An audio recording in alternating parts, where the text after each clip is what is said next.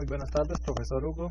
Esta es la sustentación del trabajo que hicimos con el compañero Wilson para la subida de la base de datos.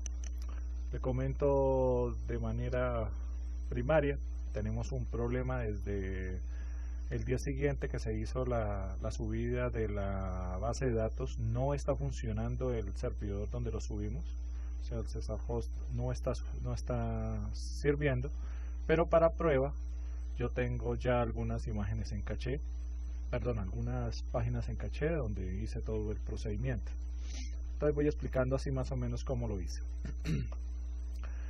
Luego de haber escuchado atentamente los videos que usted nos pasó para saber cómo se hacía el procedimiento, me di la tarea de tratar de crearlo. En los servidores en donde usted donde decían los videos que estaba, esos videos el servidor donde decía el sistema ya no estaban disponibles, ¿sí? Ese servidor está fuera de servicio, ¿sí? Tanto el Nixie Web como el otro no lo pude hacer por ahí, pero entonces ya teniendo la idea de cómo se hacía eso, entonces procedí a conseguir otro servidor gratuito, el cual se llama CesaHost, que por acá lo tengo, se llama CesaHost, acá CesaHost, todo eso. Y entonces lo primero que hice fue crear una cuenta. Primero que hice fue crear una cuenta, o sea, registrarme. Entonces aquí está el nombre del dominio, ¿sí? Aquí se ve que yo traté de usar dos diferentes, pero no sabía cómo se hacía y era con el de arriba. Bueno, la contraseña, el correo electrónico, ¿sí? Todas las características, esto en español. Bueno, y le di registrar. Al dar registrar, él envía un correo electrónico para decirle al sistema que lo active. Entonces ese correo es el que está ahora acá. A ver, ¿dónde estás?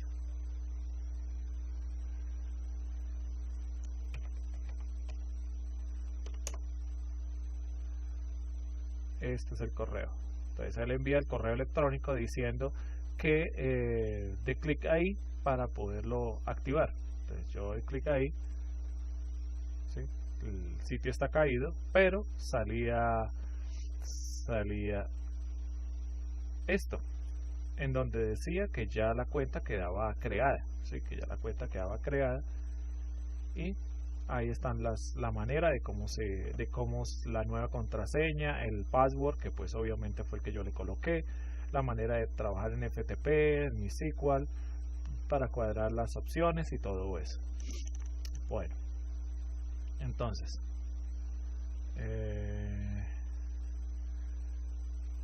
luego de esto, acá lo tengo, acá. A mí se me olvidó el password, lo solicité nuevamente, me dieron un nuevo password, ¿sí? Y me mandaron nuevamente cómo entrar a las cosas, ¿sí? Cómo entrar al panel y todo eso. Bueno, entonces, luego de tener estos datos y de investigar bastante por dónde se hacía la vuelta, y logré entrar al panel de control. El panel de control de la página consta de una serie de opciones, porque en este servidor se alojan páginas web, dominios, correos electrónicos, diferentes cosas. Y acá más para abajo, ¿sí? Acá más para abajito está la sección de bases de datos, ¿sí? Que sería esta de acá. Yo escogí esta, ¿sí? MySQL base de datos. Bueno, luego de hacer eso, entonces procedí, este video no se entendió, pero bueno, ahí me di las mañas. Procedí a sacarle una copia de seguridad a la base de datos para poder empezar la subida. ¿Sí? Esa copia de la base de datos es esta, ¿sí? La creé, pero con gran sorpresa duré más de 3 horas investigando qué era lo que pasaba. Él no me dejaba mandar la base de datos, no me la dejaba subir. Siempre me salía que no la podía subir, que porque los triggers, que porque las vistas. Entonces me tocó darme a la tarea de quitarle los triggers, las vistas, las funciones que habíamos creado para la actividad anterior para que me la dejara subir. Entonces le quité todo eso, le puse porque hay que crear una base de datos como en el servidor, ¿sí? Que era esta la que había creado. ¿Sí? Aquí se ve base de datos creada, nombre, sacarle una copia de seguridad o administrar, ¿sí? Y la pude subir. Entonces acá se ve que ya la base de datos está en proceso de subida. Entonces acá en esta parte, entonces él permite buscar en el ordenador acá la manera de cómo subir la base de datos, ¿sí? Entonces acá le doy clic y busco la copia de seguridad, que sería esta, y sencillamente le doy subir, ¿sí? Acá de estas opciones no le muevo nada, porque si le muevo eso pueden ocurrir cosas malas.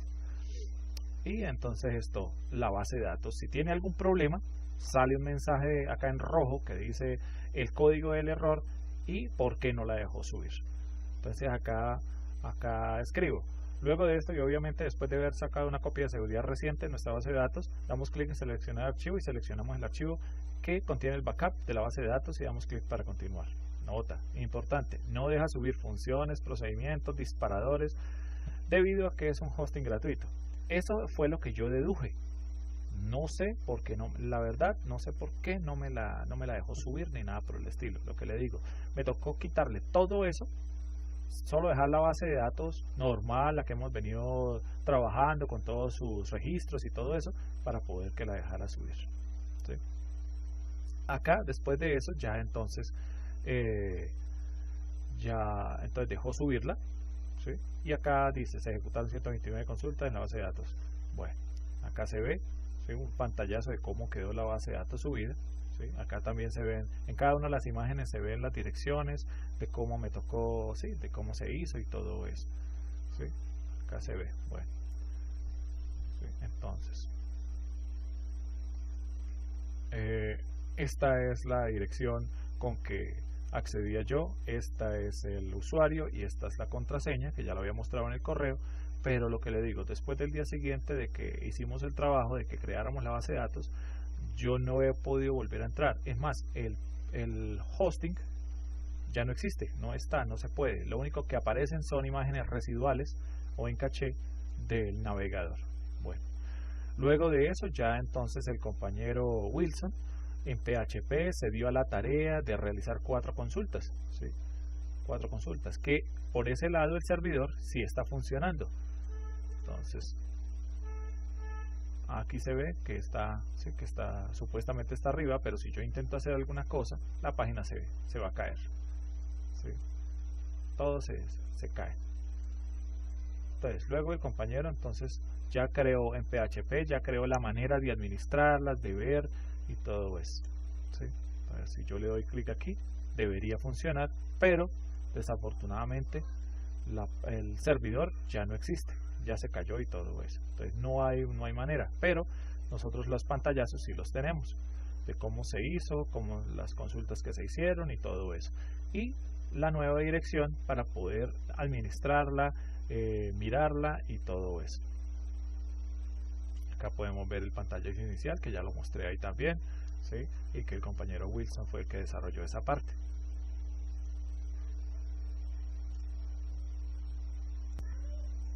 Luego de eso pude hacer el punto número 2, que decía investigar la diferencia entre una base de datos relacional, una base de datos orientada a objetos y una base de datos distribuida. Entonces, más o menos, una base de datos relacional es una base de datos que se cumple con el modelo relacional, o sea, el modelo ER que ya conocemos, el cual es el modelo más utilizado en la actualidad para implementar las bases de datos ya planificadas. Permite establecer interconexiones entre datos que están guardados en tablas y a través de dichas conexiones relacionar los datos de ambas tablas, como lo que hemos venido trabajando. Entonces, características. Una base de datos se compone de varias tablas o relaciones. No pueden existir 2 o más tablas con el mismo nombre ni el mismo registro. Cada tabla a su vez es un conjunto de registros, ya lo hemos venido trabajando anteriormente. La relación entre una tabla padre y una tabla de hijo se lleva a cabo por medio de las claves primarias o las primary keys y ajenas o foráneas. Las claves primarias son la clave principal de un registro dentro de una tabla y estas deben cumplir con la integridad de los datos. Las claves ajenas se colocan en una tabla hija, tienen por el mismo valor que la clave primaria del registro padre. Por medio de estas se hacen las formas relacionales. Eso para el lado de las relacionales. Para las bases de datos orientadas a objetos, que son las nuevas, se propusieron con la idea de satisfacer las necesidades de las aplicaciones más complejas. El enfoque orientado a objetos ofrece la flexibilidad para cumplir con algunos de estos requerimientos, sin estar limitado por los tipos de datos y los lenguajes de consulta disponibles en los sistemas de bases de datos tradicionales. Lo que quiere decir es que esta es más moderna, está orientada a que se necesiten menos recursos, menos programas, etc. Como cualquier base de datos programable, una base de datos orientada a objetos proporciona un ambiente para el desarrollo de aplicaciones y un depósito persistente listo para su explotación. Una base de datos orientada a objetos almacena y manipula información que puede ser digitalizada, presentada como objetos, además de proporcionar un acceso ágil y pertinente con una gran capacidad de manipulación. Los principales conceptos que se utilizan en las bases de datos orientadas a objetos son los siguientes: identidad de objetos, constructores de tipos, encapsulamientos, compatibilidad con los lenguajes de programación, jerarquías de tipos y herencia, manejo de objetos complejos, poliformismo y sobrecarga de operaciones y creación de versiones. Eso para esta que se ve que es la más moderna.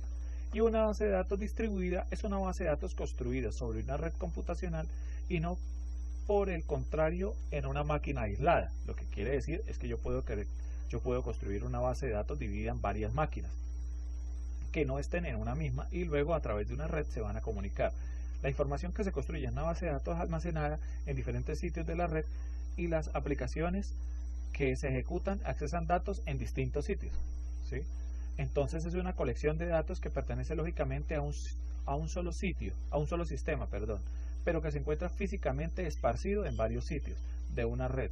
Un sistema de base de datos distribuida se comporta de un conjunto de sitios conectados entre sí, lo que acabo de mencionar, mediante algún tipo de red de comunicaciones en el cual cada sitio es un sistema de bases de datos en sí mismo, pero los sitios han convenido trabajar juntos, si es necesario, con el fin de que un usuario de cualquier sitio pueda obtener acceso a los datos de cualquier punto de la red, tal como si todos los datos estuvieran almacenados en un sitio propio del usuario. Entonces, las dos últimas bases de datos son muy interesantes, pero para mí me parece que es la más importante, la base de datos orientada a objetos por su facilidad en el trabajo, ¿sí? Entonces, la relacional es la que hemos estado trabajando, la base orientada a objetos es la que es como la más nueva, y la distribuida se ve interesante por temas de seguridad, ya que si llegase a pasar alguna cosa también podrían salvarse muchos datos por lo que está distribuida en varias zonas. Ahora el compañero Wilson se encargará de hacer la explicación de los temas correspondientes a pasar del modelo relacional que se hizo en la actividad número 1 al modelo orientado a objetos, ¿sí? De diferentes maneras. Muchas gracias. Profesor, también quiero dar un agradecimiento por sus conocimientos, por lo que nos colaboró, por todo lo que hizo por nosotros, de parte mía y yo creo que del compañero Wilson. Muchísimas gracias por lo que usted nos colaboró, nos ayudó, y esperamos verlo más adelante nuevamente enseñándonos, porque me pareció muy buena sus dos módulos que vi con usted. Y de antemano le pido disculpas por la no presentación web de cómo subir la base de datos, pero se nos salió ya de las manos. Esos servidores gratuitos se caen, suben y bajan en cualquier momento y no son muy estables, que digamos. También traté de comprar un hosting en otro sitio, pero me fue imposible lograrlo porque no se veían así como de mucha confianza. Entonces, espero me entienda y nos comprenda. Muchas gracias. Hola, soy Wilson Gallego. Como parte de la aplicación del trabajo, aparte de la carga de la base de datos al hosting, también realizamos un pequeño desarrollo de 4 consultas en PHP, las cuales realizan una conexión a la base de datos. Aquí tenemos pues que es el localhost, pero le hicimos los respectivos cambios para las consultas sobre el hosting, unas consultas que me permiten accesar, ver información de la base de datos, y adicionalmente se realizó el desarrollo básico de una página web que me permite hacer las respectivas consultas. Entonces, lo que se realizó con las consultas en PHP fue que se cargaron por el panel a través del Online File Management Manager en la carpeta htdocs. Aquí cargamos las consultas en PHP, cada una fue redirigida ya a la base de datos correspondiente, que es el servidor que se tiene aquí correspondiente con su respectivo usuario, clave y base de datos de conexión. Correcto, listo. Adicional a esto, lo que se realizó en la página web fue un redireccionamiento de cada uno de los links para las consultas. Entonces, como podemos observar, yo aquí puedo consultar los clientes. Él me realiza una conexión a la base de datos y me muestra los clientes, ¿cierto? Ya en el host como tal, la web fue realizada en Wix, y como pueden ver, él hace la redirección al servidor de hosting de la base de datos. En ese caso fueron los clientes. También puedo consultar las ventas. Entonces me muestra las ventas que tengo realizadas en la base de datos, lo mismo que las compras, igual el alquiler, me permite consultar el estado del alquiler. También tenemos un acceso aquí directo a lo que es la administración de la base de datos, que ya aquí estamos logueados. Desde ahí podemos hacer la administración de la base de datos. Podemos cerrar aquí el File Manager. ¿Cómo podemos evidenciar el movimiento en la base de datos? Entonces, aquí solo se tiene nivel de consulta, no se tiene nivel de inserción, pero entonces podemos hacer el ejercicio para que a través del phadmin hagamos la inserción de un registro en nuestra base de datos. Lo podríamos realizar a la tabla clientes. Vamos a hacerle una inserción aquí a la tabla clientes para ver cómo se nos refleja. Me pregunta la cédula del cliente, aquí es 1543802, que el nombre de Wilson de JS Gallego Serna, que el celular, el email. Nos detengamos en estos detalles, ¿cierto? Que la tarjeta de crédito número, médico,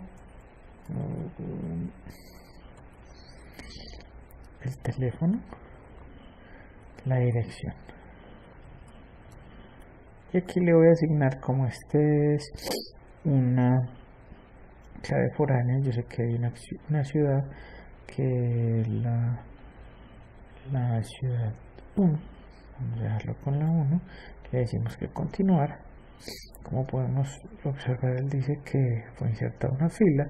Vamos a revisar a nivel de base de datos si la fila fue insertada. Clientes, vamos a consultar los clientes. Como pueden ver, aquí insertó a Wilson Gallego.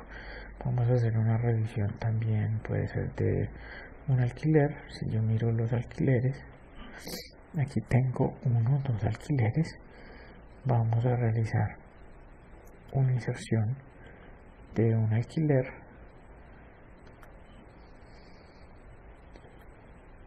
Vamos a decirle que vamos a insertar un alquiler.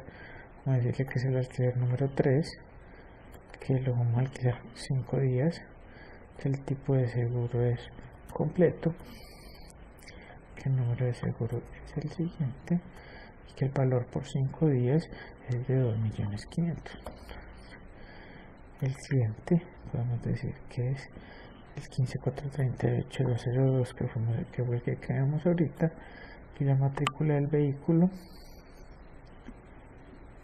sería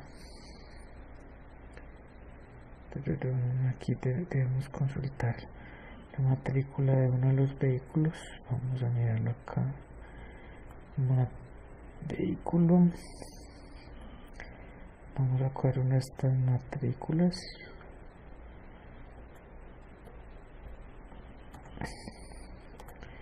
Para que no nos genere inconsistencias. Y ya le digo que continuar. Me dice que la fila fue insertada. Vamos a hacer la consulta, la respectiva consulta.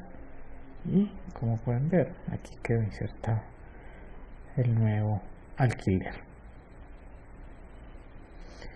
Bueno, eso fue todo. Muchas gracias.